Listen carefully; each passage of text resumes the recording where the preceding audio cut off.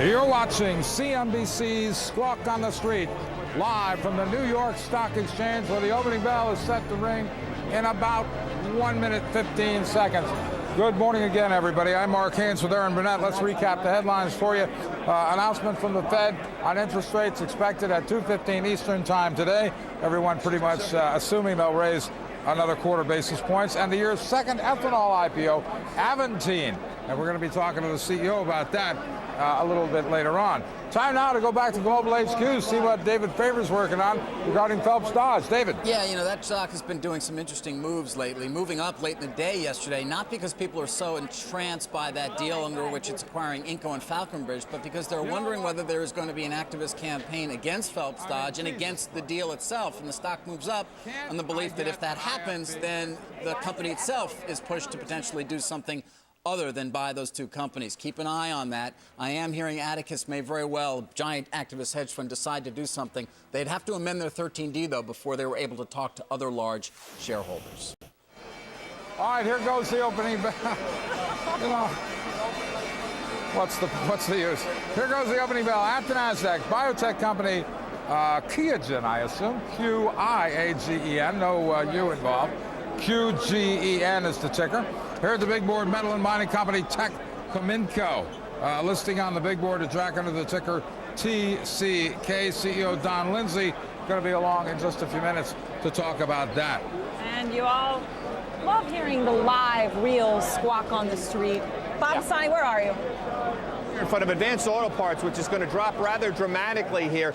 $35.90 is where it went out. We're waiting for it to open at $29 to $31. This is really the first company that's come out and talked about higher gas prices recently in the last few weeks and higher credit card payments affecting their customers. Now, here's the story. The bottom line is they came out, lowered their guidance. They said macroeconomic factors like high energy prices, higher credit card payments are reducing discretionary income for lower and middle income customers. That's a quote from their press release here. We're still waiting for that stock to open. We're waiting for Aventine to open as well, the ethanol stock you heard about from Aaron there. Here's the point. A couple of days ago, 37 to 41, that was the price talk, 8 million shares. What happens? They priced 9 million shares at $43. Second IPO in 2 days that had a very big pop-up overnight as they saw the final demand for that. Tenet Healthcare is going to be one of the big movers. It's up around the corner here, up 14%, settling a long-standing dispute with the Department of Justice regarding Medicare payments made to them before 2003. That stock is just open here to the positive side.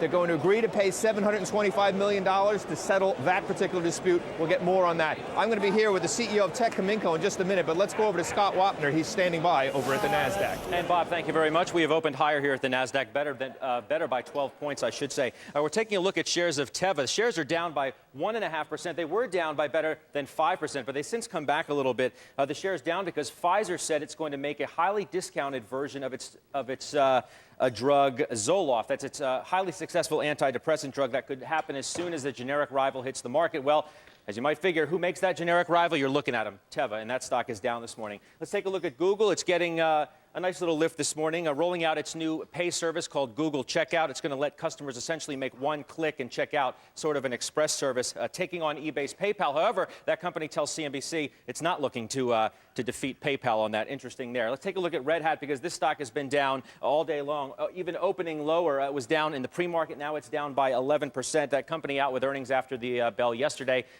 coming in 7 cents a share. The street looking for 9 cents a share. Let's go to Sharon Epperson at the NYMEX. Hey, Sharon. Hey, Scott. Well, analysts are expecting to see another increase in natural gas supplies when that weekly inventory data is reported at 10:30 a.m. Eastern time. But Addison Armstrong at TFS Energy says that even though if we see an increase in natural gas supplies, that's half of what we saw last year. Given the record amount of gas in storage, probably won't have much of an impact on prices.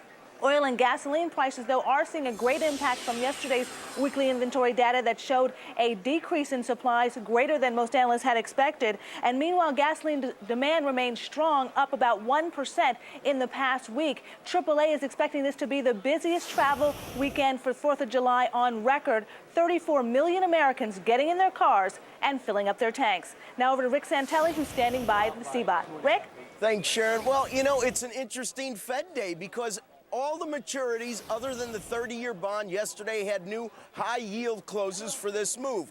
all fresh 5.5-year highs for short maturities, for the 10s a fresh 4-year high. And what are we seeing today? We're back below those levels, back into Tuesday's range. As a matter of fact, if you look at 2 auctions that we had this week, both the 2-year and 5-year have equal to lower yields than they were issued, which means even with a tightening, anybody who bought the auction is doing pretty well. Now let's go to Bob O'Brien back at HQ. Thank you very much, Rick. General Mills, fourth quarter numbers looking okay, but the stock a little bit lower here after giving a downbeat forecast for 07, saying 303 to 308. Wall Street looking for $3.07.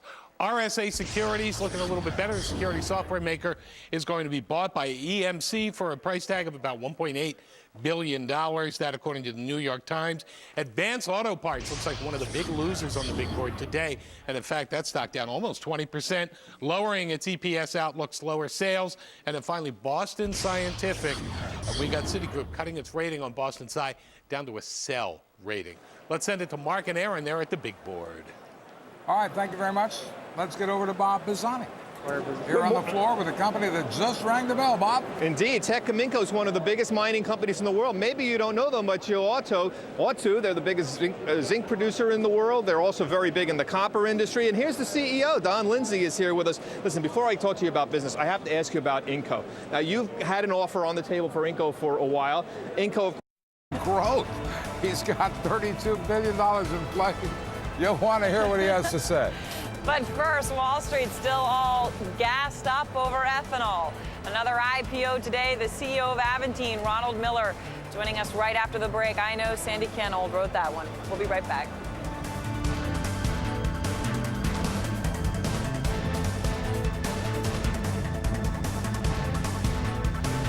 Hey.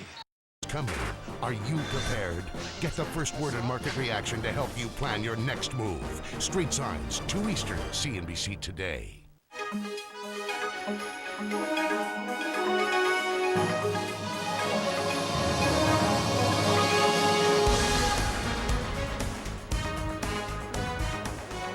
We're up 51 points out of the gate on this Fed day. Japan